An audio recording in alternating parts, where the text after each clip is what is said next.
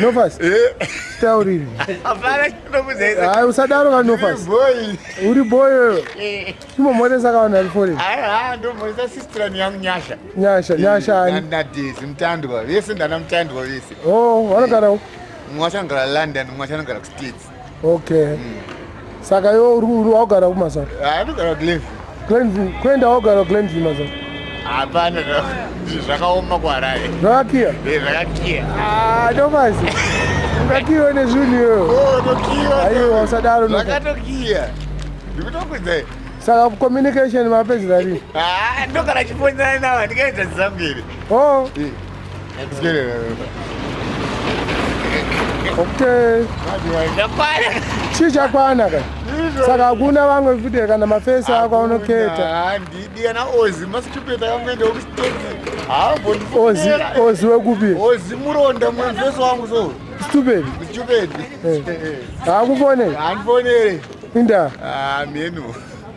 Mitire mawani. Mitire sekundu kunouya izo. Ana zvikete baba, mitire mawani. Uze kuti Ozi naNofas tikaonana atori mawani. Andika. Saka Ozi tiri kumuziya. Ozi tiri kumuziya. Hatimudhibhe. Ko Jolaf. Jolaf indaka ni wakuru wamarata. Jolaf usaro wamarata ka. Saka Nofas. Kuda madanzo kaini. Madanso tichazoita rimwe zuva titomboita zvevidhiyo tozokuisa paYouTube. We put it on YouTube morning, yeah? On Facebook, eh? All right. That's it. Nemingi wakubuda disitubuka hiyo. Manza. Imarike. Vawarike. Vawarike. Saka Nofas Grenville zvekufaya. Zvekufaya. Ane ndina narumbi. Obwa mababy. Mababy. Jawi. Rumbi ndani. Chimoko cha madman. Aiwe. Usatiza tsoka Nofas.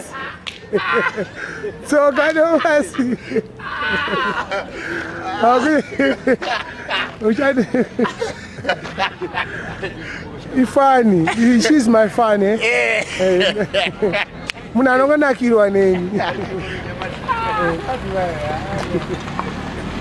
Uri kupi kwa Nofas mai manje? Ndikumbare. Papi. Yetu na Sheckom. Anditi. Muna munofire. Munofire, mana madman. Yes. Jolaf akutiza video. Jolaf utizire ko video shama. Chimboita machips kaseko. Shama nozandire dola mai manje. Zvakakia. Zvakia nedola mai manje. Ndatozonowacha. Anowacha kuti. Adini. Ya unongoziva kuti vakadzi havachenese plus handina mukadzi. Handina mukadzi, vakadzi havachenese. Anozowacha obva azosangana kana nekatsetse ka. Usatize kani dress. Aiteka. Plus angona sangana futi kana nechi$20. Kwananga kudzorere. Hapana. Zimbabwe muno mune vanhu vakushupika muno.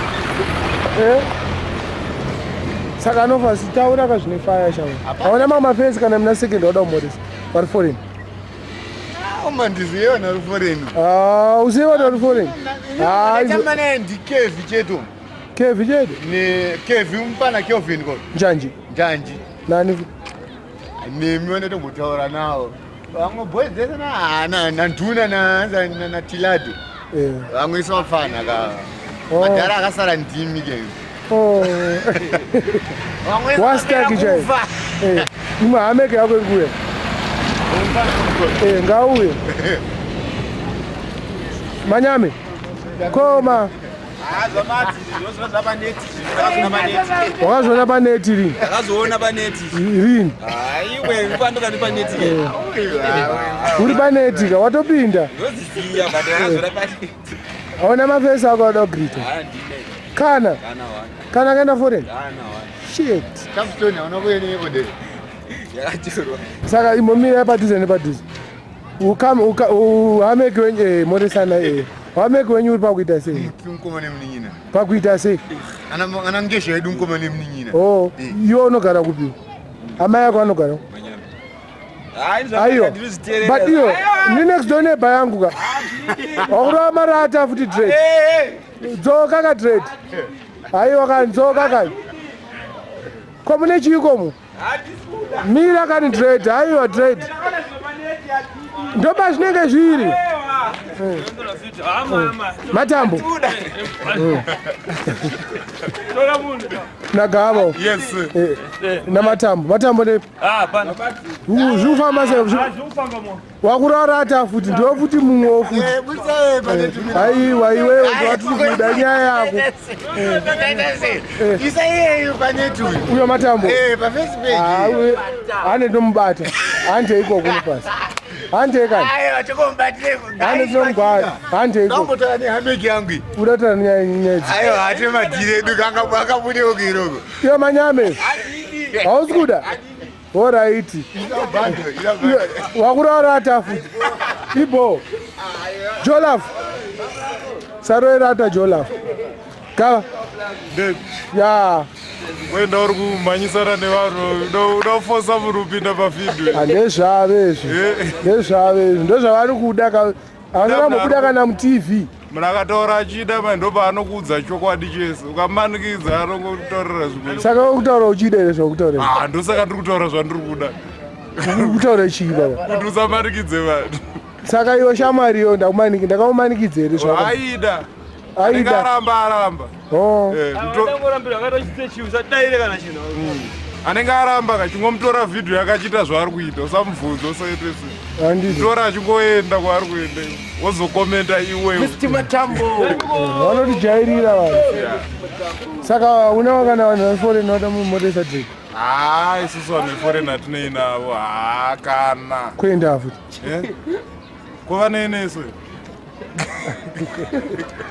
moresa mablas ako nemasisters variko vatoziva kuti riko saka tikada kuvamhoresa takuitira kunge nekuwandisa kwavakaita toitira kunge vamwe vacho tavascratch saka bheta kuti vese tingoziva kuti variko isi tiriko tikakarara vanozvinzwa iko vamwe vacho vanoda ngoshena pamariro kauda kutenga kasketi ndezvavo izvozvo kasketi rakangofanana nenhingirikinyika nerefenichere zvimwe chete zvese zvinopinda mumavhu handitika otherwise tinoda kuita sei nhasi zara nhasi paTuesday night Tuesday susu zvatiri kuita Tuesday 27 July programu yese half day so far yafamba musha half day chii chiri kuitika half day kutanga ndo patainondindisa tsamba yedu kumapurisa tozeda sei tapedza neizvozvo takufanira kuchiona mamwe magenga edu seru toona kuti zvavari kuita kufambirana nehalf day yavo here kana kuti vari ngotandara saka half day yemapurisa inyaya yeyapo nyaya yedhanzo kare musitoda unoti wakamboita dhanzo isina permission kumapurisa handitika matsaga azviketeka kuti kuti kuzimbabwe kana usina pemiti yemapurisa kana mapurisa security hakuna dhanzi hakuna havazviketeka matsaga hauvaziviswa kuti uda kuita dhanzi no unotovakumbira kana vachida vanoramba bcause dhanzi rako rinenge risina kana basa wati chiwe saka mamwe matsaga vanoda kuiswa paposta unovati chiinawo hanzi tise paposta silverstone mani maartist chii vada kuiswa ari anani ameno mene kuti vanenge vageza bhazi here kana kuita sei hanzi unoti jamba paposta kana aine zvaanoita aine pawa rake anogona kuiswa but toda kuzoti anenge achiitei pawa racho ranenge achiita akwanisa anoridza nhingi music panhingi inonzi chii home theatre padvd unoziva zvinoitika kana maplayers anotamba bhora mwe wacho haana kana shooters mwe wacho haana kana bhora racho but anorigona saka tinogona kuva excuse but they have to respect vanhu vane zvinhu zvacho first but havati kana vasina respect they are nothing saka musi wa31 July ingoti silver dombo chete silver dombo negenga redu mufesi wedu wekuwifi anonzani badman yeah good one Anyways, iri bold rate. Ka1. Sharp. Joe love.